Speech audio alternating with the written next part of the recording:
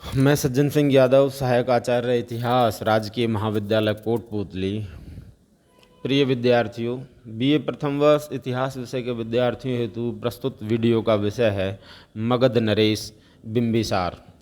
देखिए, मगध साम्राज्य की महत्ता का जो वास्तविक संस्थापक था वो बिंबिसार ही था, जिसने लगभग 544 ईसा पूर्व से 492 ईसा पूर्व तक मगध पर शासन किया। बिंबिसार हर्यक कुल से संबंधित था। हर्यक कुल के लोग नागवंश की एक उपशाखा थे। डी.आर. भंडारकर का विचार है कि बिंबिसार प्रारंभ में लिच्छवियों का सेनापति था, जो उस समय मगध में शासन करते थे।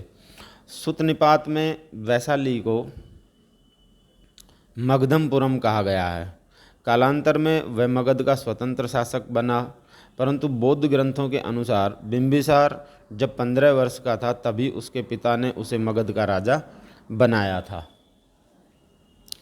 दीपवंश में बिंबिसार के पिता का नाम बोधिस मिलता है, जो राजगृह का शासक था। मत्स्य पुराण में उसका नाम क्षेत्रोजस दिया गया है। यह इस बात का सूचक है कि बिंबिसार का पिता स्वयं राजा था।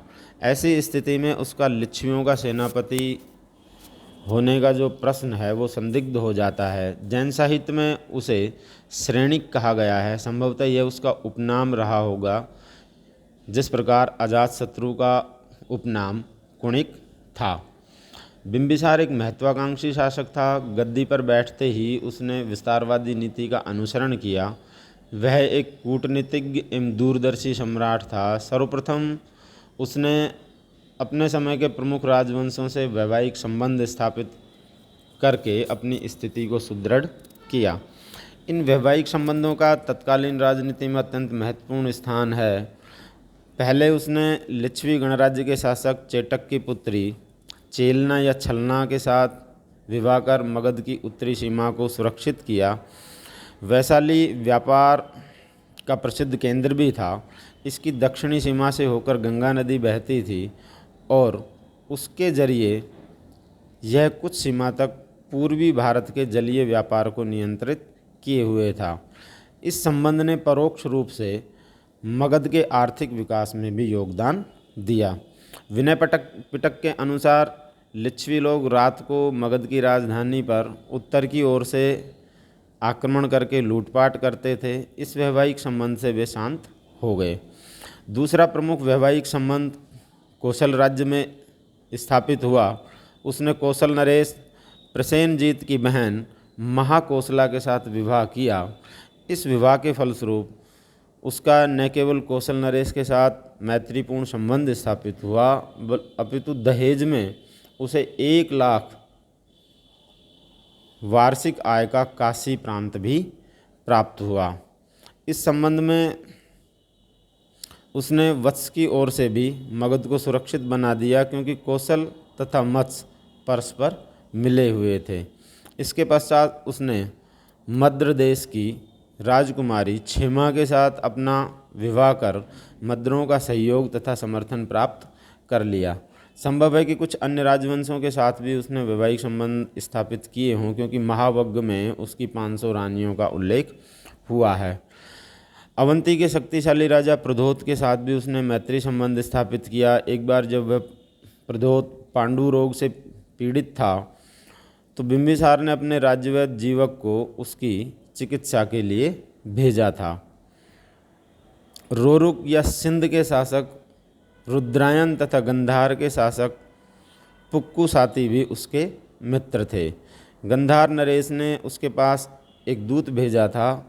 इस प्रकार उसके कूटनीतिक तथा वैवाहिक संबंधों ने उसके द्वारा प्रारंभ की गई आक्रामक नीति में पर्याप्त सहायता प्रदान की होगी। विवाहों तथा मैत्री संबंधों द्वारा अपनी आंतरिक स्थिति मजबूत कर लेने के पश्चात उसने अपना विजय कार्य प्रारंभ किया। इस विजय की प्रक्रिया में उसने अपने पड़ोसी राज्य अंग को जीतकर मगध साम्राज्य में मिला लिया। बिंबिसार के पहले से ही मगध तथा अंग के बीच शत्रुता चली आ रही थी। ज्ञात होता है कि एक बार अंग के शासक ब्रह्मदत्त ने बिंबिसार के पिता को युद्ध में पराजित किया था। विदुर पंडित जातक से पता चलता है कि मगध की राजधानी राजगृह पर अंग का अधिकार था, अतः बिंबिसार जैसे महत्वाकांक्षी शासक के लिए अंग की विजय करना अनिवार्य था। उसने अंग के ऊपर आक्रमण किया। वहाँ का शासक ब्रह्मदत्त मारा गया तथा बिंबिसार ने अपने पुत्र अजातशत्रु को वहाँ का उपराजा या वायसराय नियुक्त किया। बिंबिसार की विजय ने मगध की उस विजय तथा विस्तार का दौर प्रारंभ किया जो अशोक के द्वारा कलिंग विजय के बाद तलवार रख देने के साथ समाप्त हुआ। अंग के मगध में मिल जाने से मगध की सीमा का अत्यधिक विस्तार हुआ और अब वह पूर्वी भारत का सर्वाधिक शक्तिशाली राज्य बन गया। मगध का लगभग संपूर्ण बिहार पर अधिकार हो गया। बुद्ध घोष के अनुसार बिंबिसार के साम्राज्य में 80,000 गांव थे तथा उसका विस्तार 300 मील था। बिंबिसार एक कुशल शासक भी था। उसने अपने साम्राज्य में एक संगठित तथा सुदृढ़ शासन व्यवस्था की नींव डाली।